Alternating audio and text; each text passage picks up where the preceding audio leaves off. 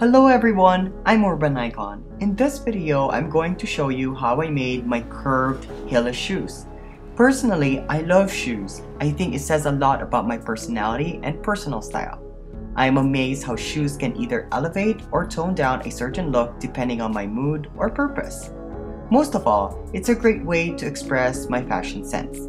My goal in this video is to share my creativity and passion in creating unconventional shoes for fun. I hope to outreach to others who also enjoy and adore shoes. I hope you enjoyed this video just as much as I did creating these shoes. First, you'll need 3 to 5 inches high regular platform heels. I'm using a chisel, a hammer, and a stable ground where you can anchor the shoes to take off the heels. Be careful of the pressure when hammering the chisel. After I remove the heels and screws of the heels, these are the materials I used to create the extended platform in front of the shoes. First, you will need a 4x4 dog fir wood that I got from Home Depot. The one with the red handle on the left is a 6-amp reciprocating saw with rotating handles. Next to it, with a round scraper, is an angle grinder. Then a marker, safety goggles, construction gloves, mask, and a set of strong and stable hands. Children, do not attempt to use these power tools. Most of these materials I got from Home Depot. I know it's probably cheaper to buy just a pair of these shoes, but I wanted to challenge myself and see if I can make one on my own. I've already pre-made one of the shoes, but initially I came up with my own stencil that matched the bottom front side of the platform shoes. I will show you in a little bit how I did that. For now, I am marking and creating an estimate size of wood identical to what I've already done, as you can see.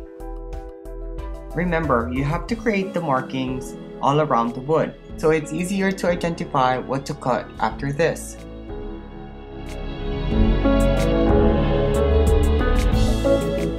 I recommend that you lean one side of the wood to a higher ground that is stable so it's easier to cut the wood.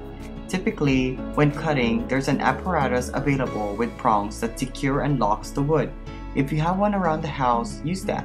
After successfully cutting the wood, don't worry about it not being straight or too big because we're going to sand it in a little bit using a grinder to create a more perfect curve that will go under the shoes. Since I do not have the exact proper power tools to cut this wood, I was scared to break the wood or hurt myself. I only saw through the curve halfway, then used a chisel again to create the curve that I want that will provide more support and balance to these Heelless shoes. Make sure that you do not force it too much because it might crack the entire chunk of wood. After being patient, sewing, and chiseling to create that curve, I thought this part was really fun. First, make sure that you take notes of your markers so you do not overgrind and would have to start over again. Just angle the grinder enough to get rid of the rough edges. Reminder, make sure that you're wearing your safety goggles, gloves, and mask because this part is messy and very dusty.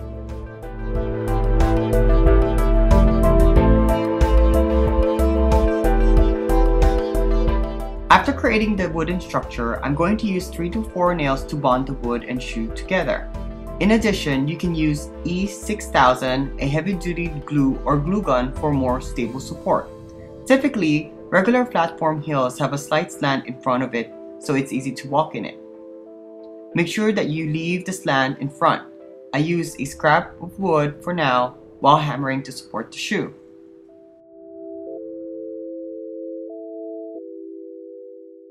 It was a good idea that I left the slant because personally, that little gap makes it really easy to walk in these shoes. It reminds me of those moon shoes I had growing up. After bonding the shoe and the wood together, it's easier to see the overall structure of the curved heelless shoes. I'm just going to shape the rest of the wood to match the rest of the shoes.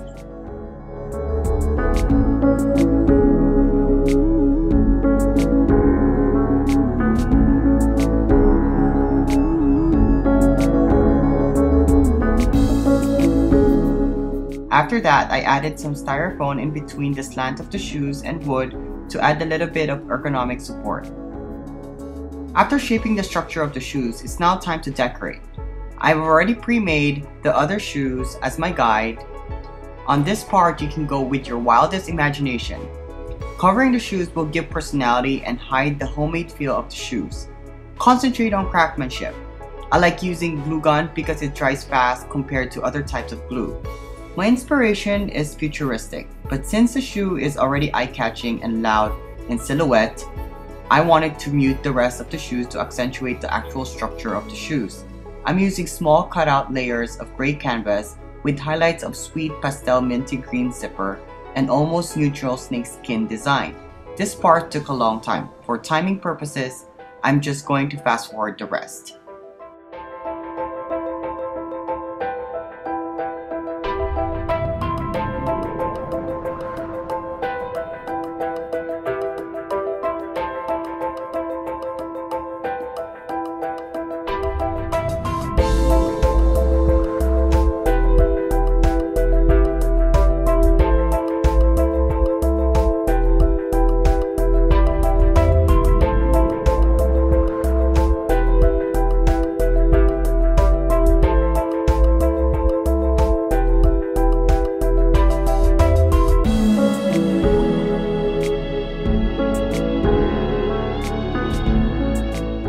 Again, I'm using an all-purpose zipper so it's easier to get my feet in and out of the shoes. At the same time, this color will be part of the embellishment.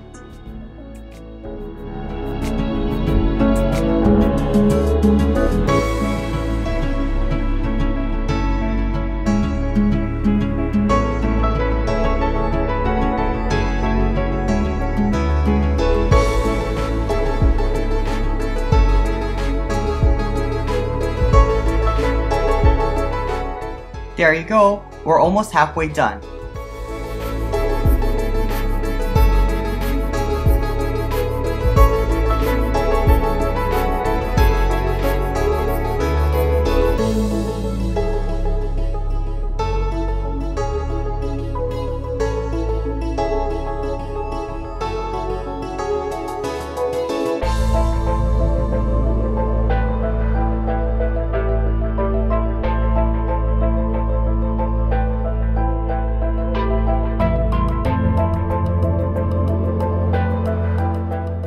The last part of embellishment I'm going to use is a snakeskin print made of heavy-duty cardstock. I'm in love with this print and color.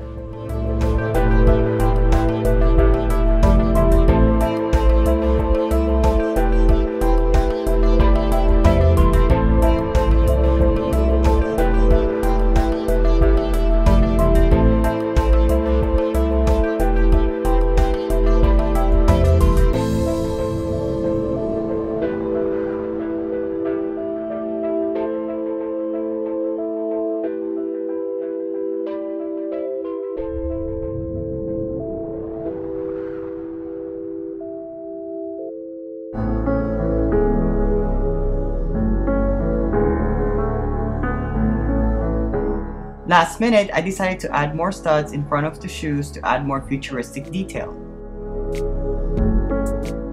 Well, that's it. We're done.